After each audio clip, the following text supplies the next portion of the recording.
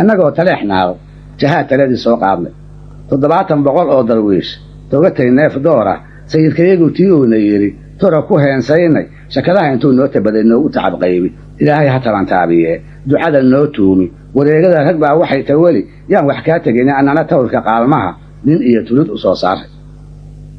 sibraar caanagee loo tabcaday talax ku sii maalay tiirkii rasuulka iyo sharciga too ku wada fuulay garabtaa taxaabiyo kadlaba toobiyaha raacnay habeenkii fardaha waa u turaya taa ku sii mirannay tumbaceeda lagu qoofinayo xamaska loo taabay talaaduhu markii ay dhaceen tilalay oo reemay tixda gabay markii aan akhriyey toosan niman jiife tiraabkaygu meeshuu ka baxay la isku soo tuumi